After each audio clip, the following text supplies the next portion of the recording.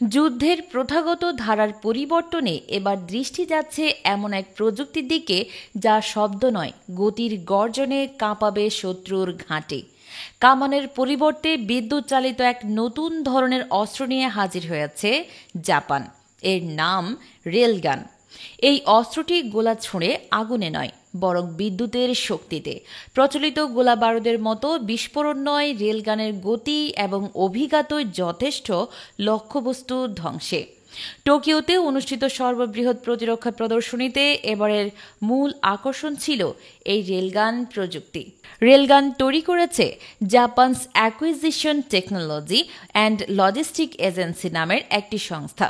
সংস্থার এক প্রতিনিধি নাম প্রকাশে অনিচ্ছুক জানান, এই অস্ত্রকে ভবিষ্যতের যুদ্ধক্ষেত্রের জন্য অপরিহার্য বলে মনে করা হচ্ছে, কারণ এতে কোনো বারুদের ব্যবহার নেই, বরং চালিত হয় উচ্চ ক্ষমতা সম্পন্ন ইলেকট্রোম্যাগনেটিক শক্তিতে।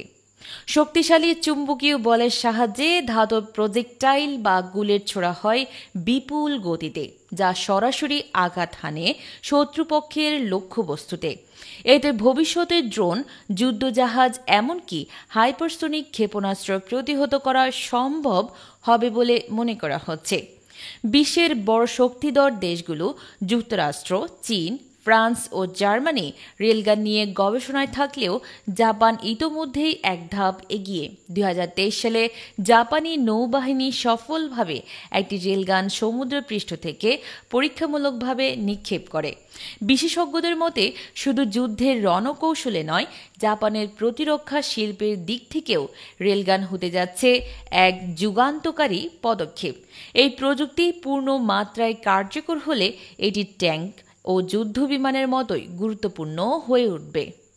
নিউজ ডেস্ক, নাইমা সিদ্দিকা, 21 সংবাদ।